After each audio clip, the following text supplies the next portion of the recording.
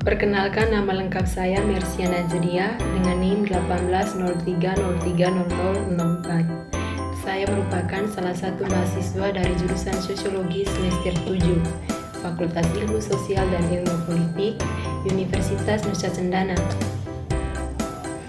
Video ini merupakan salah satu bentuk tugas dari mata kuliah Perencanaan Kebijakan dan Sosial.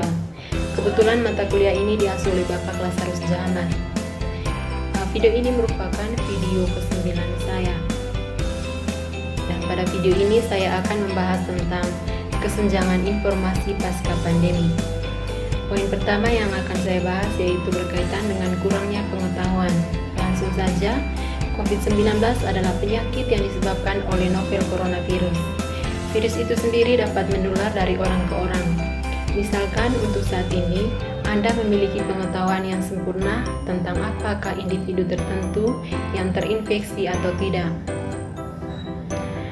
Untuk memberikan gambaran, bayangkan virus itu sedemikian rupa sehingga hidung orang mengembang dan membuatnya berubah menjadi merah terang seperti Rudolf si rusa berhidung merah.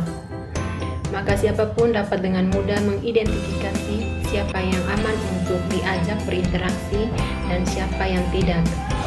Bagi mereka yang tidak aman, kita bisa mengisolasi mereka atau mendekati mereka hanya jika mereka atau Anda memiliki progi detektif. Kita memang bukan organisme pasif dalam menyebarkan virus. Dengan pengetahuan, kita bisa mengambil tindakan.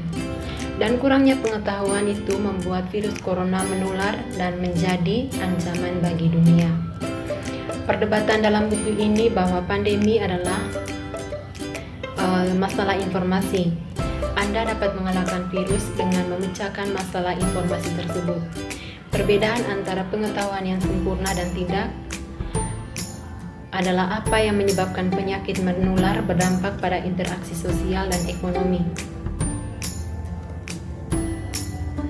Dengan pengetahuan yang sempurna, beberapa orang sakit, mereka akan terisolasi.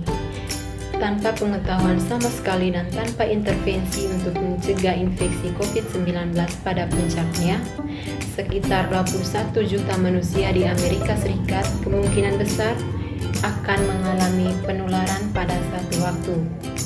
Pandemi adalah masalah informasi. Jika kita tahu siapa yang terinfeksi, kita dapat mencegah virus dengan mengisolasi mereka. Akhir dari pandemi ini adalah penemuan efek vaksin yang aktif, menjalankannya atau menekankannya. Dalam menghadapi pandemi, pemerintah harus terlebih dahulu menahan wabah untuk kemudian menempatkan diri mereka dalam posisi untuk mengatur ulang dan melakukan kebijakan pemulihan seperti pengujian dan penelusuran inovasi dalam pengobatan dan pencegahan untuk membawa krisis ke resolusi. Poin penting yang kedua berkaitan dengan kesehatan sebelum kekayaan. Selain ketidakpastian mengenai tingkat kematian, gangguan layanan kesehatan, dan konsekuensi kesehatan dari resesi, ada faktor lain yang mempengaruhi pilihan antara memprioritaskan kesehatan atas ekonomi. Secara khusus, kami tidak tahu seberapa sulit pandemi harus dibendung. Misalnya, apakah penguncian total diperlukan atau hanya beberapa strategi yang lebih sederhana saja, seperti larangan perjalanan atau apapun di antaranya. Menghadapi ketidakpastian, apa yang ingin Anda lakukan adalah menjaga pilihan terbuka. Jika ternyata biaya ekonomi jauh lebih tinggi dari diantisipasi, atau jika konsekuensi kesehatan dari kebijakan yang kurang ekstrim lebih mengerikan daripada yang diantisipasi, Anda dapat memprioritaskan ulang kesehatan tanpa terlalu banyak mengalami kesulitan. Dalam situasi normal, ini mungkin menjadi pilihan dalam menghadapi ketidakpastian, di mana Anda bisa bebas menyesuaikan strategi Anda saat mempelajarinya lebih lanjut. Namun, epidemiologi memiliki implikasi model lain yang menunjukkan pilihannya lebih banyak dan lebih sulit daripada panggilan penghakiman. Opsi dapat melayang tergantung pada bagaimana kita menyikapi pandemi. Sederhananya, semakin lama Anda mengambil untuk memperlakukan jarak sosial yang lebih intens, semakin sedikit pula pilihan yang Anda miliki. Dan ini berarti Anda tidak dapat lagi mencapai level kesehatan yang ada dan harus menerimanya lebih sedikit. Ini adalah salah satu penyimpangan. Kemampuan Anda untuk menghasilkan kesehatan tingkat publik yang lebih tinggi selama pandemi akan berkurang, kecuali Anda berkomitmen untuk memegang baris pada kesehatan. Jika Anda menghabiskan waktu terlalu lama untuk mencoba menjaga keseimbangan sebelumnya antara ekonomi dan publik kesehatan, Anda tidak dapat mencapai tingkat kesehatan masyarakat yang lebih baik sama sekali. Penyimpangan hanya terjadi dalam satu arah. Jika Anda memilih untuk memprioritaskan ekonomi dan mempertahankan tingkat aktivitas ekonomi sebelumnya, Anda dapat memotong opsi untuk meningkatkan publik kesehatan. Anda tidak lagi memiliki opsi untuk membeli lebih banyak publik kesehatan melalui pengurangan kegiatan ekonomi. Memprioritaskan ekonomi terlalu agresif seperti melewati pintu satu arah dan tidak ada jalan keluar. Sebaliknya, mempertahankan garis pada kesehatan memang pada awalnya adalah salah satu cara yang lebih baik untuk pergi. Ini adalah satu-satunya arah yang memberi Anda pilihan untuk membuat pilihan setelah Anda mempelajari lebih banyak informasi tentang apa efek pandemi pada pilihan Anda memang benar-benar terlihat seperti konsekuensi akhir. Dari perspektif ekonomi, fakta bahwa mendukung ekonomi membuat keputusan memang itu tidak dapat diubah dengan mengubah opsi produksi. Dan ini berarti Anda harus mengorbankan ekonomi dan menjaga kesehatan masyarakat. Dengan demikian, pilihan kita dipandu dengan cara terbaik untuk mengelola masalah informasi yang kita hadapi. Berdasarkan hal di atas, ekonomi memberitahu kita bahwa respons optimal untuk pandemi adalah dengan tegas memegang garis pada kesehatan saat Anda pertimbangkan pilihan Anda. Sangat penting untuk memprioritaskan kesehatan sebelum kekayaan sampai Anda mempelajari informasi yang cukup untuk memahami sifat pandemi ini. Memegang garis adalah tantangan koordinasi yang sulit. Untuk mempertahankan kesehatan, Anda perlu mengubah perilaku sejumlah besar orang.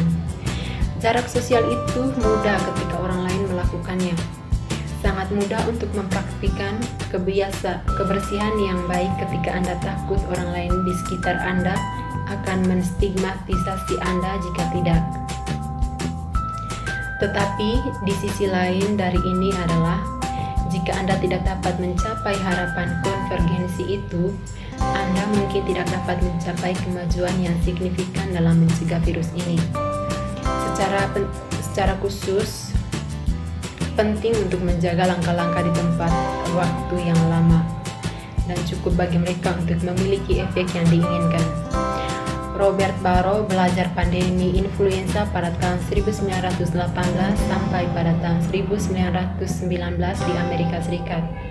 Dia menemukan bahwa banyak intervensi tingkat kota digunakan untuk mengurangi penyebaran infeksi, seperti jaga jarak sosial, melakukan karantina dan penutupan sekolah, dan itu tidak berdampak besar pada kematian meskipun mengurangi jumlah infeksi untuk sementara waktu. Dia mengaitkan alasan ini, kurangnya dampak pada fakta bahwa banyak dari intervensi tersebut adalah sementara dengan durasi sekitar 1 bulan terlalu sedikit untuk dimiliki. Efek nyata pada hasil akhirnya menurut ahli epidemiologi. Mengingat ini, Anda mungkin mengira populasi di dunia akan lebih siap untuk bertindak cepat. Namun itu lebih sulit daripada Anda berpikir, karena itu membutuhkan keyakinan pada prediksi matematis yang tidak mudah didapat. Poin berikutnya, resesi yang kami ingin. Hasil ekonomi terburuk dari COVID-19 adalah resesi gelap, di mana tidak ada cukup pekerja yang tersedia untuk memulihkan kegiatan ekonomi ke tingkat sebelumnya. Untuk mencegah hal ini, kami harus merancang resesi yang akan menemani jarak sosial untuk menahan wabah. Dalam melakukan ini, tujuan utamanya adalah untuk dapat mempertahankan kecocokan pekerjaan dan mencegah usaha tutup sehingga kegiatan ekonomi bisa di-restart lagi. Untuk itu, diperlukan pembayaran, subsidi, dan jaminan pinjaman yang dapat memastikan bahwa gangguan jangka pendek orang tidak menjadi perpisahan jangka panjang yang akan membutuhkan waktu yang lama untuk mengatasinya.